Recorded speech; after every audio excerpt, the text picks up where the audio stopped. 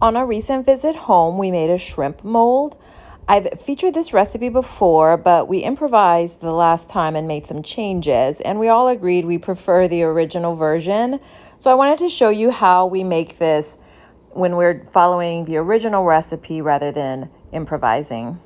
The recipe calls for about 1 cup of chopped celery, chopped very fine, 1 package of Philadelphia cream cheese, 2 packets of gelatin, 1 can of Campbell's condensed tomato soup, mayonnaise, Tony Chachere's, about a cup of diced onion tops or green onion, and a package of shrimp.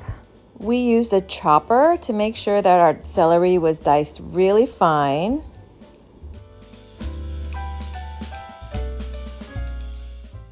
We used 1 pound of local shrimp. These are local to Louisiana. We see we got them in Delcom, which is right down the road from where my parents live.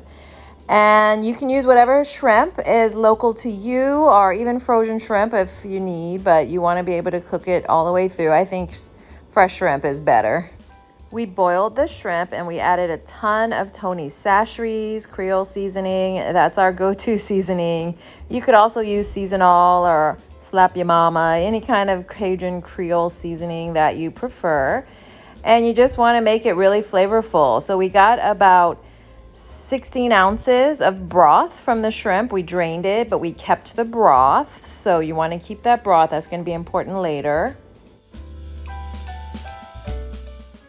We add our shrimp broth to our 5-quart pan and we heat it up, and we add the gelatin according to the package instructions, dissolving it, letting it mix in well. You don't want any kind of clumps or any film or anything like that.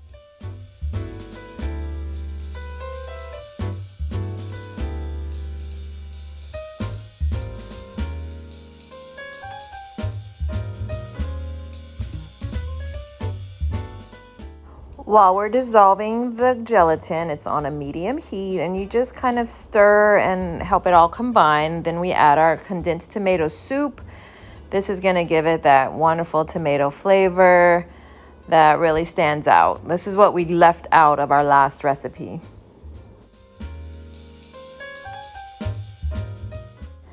And you just want to stir this well, making sure it all combines, no lumps, no clumps.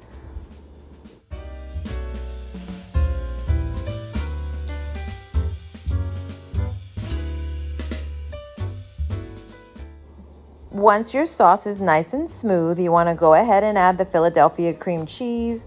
Just add it in little chunks and let it melt into the tomato sauce.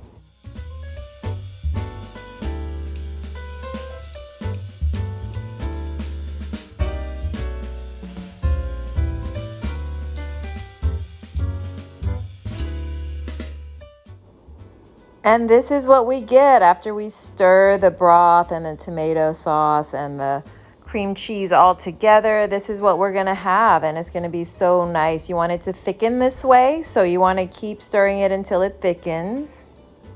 Once you get it to this consistency, you're going to let it cool for about 10 minutes, and then you're going to put it in the refrigerator for about 10 minutes.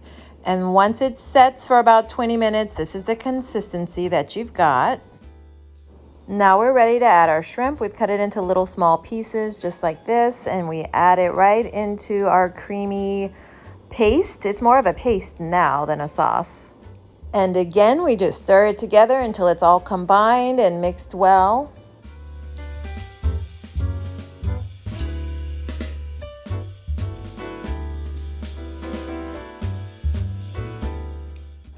Once the shrimp is all mixed in with the paste, we go ahead and add our celery. And again, we stir until it's all mixed up. Next, we add the green onion. This is about a cup of green onion.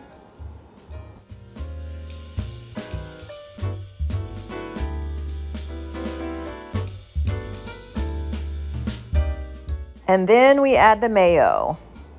So we just do several turns of mayo. We don't actually measure, it's kind of a guesstimation, but several turns around the pan, just like you saw. We felt like we needed a little more, so we added a few more turns, just like that.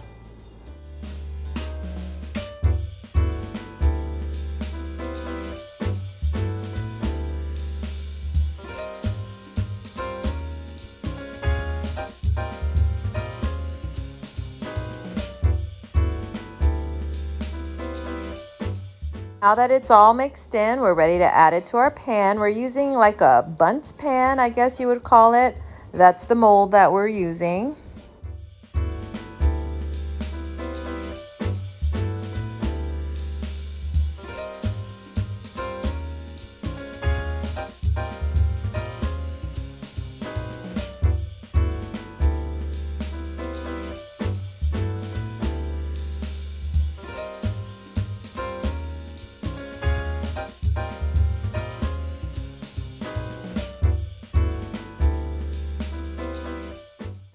Now that it's added to the pan, we tap the pan a little bit to settle it, and then we cover it in saran wrap.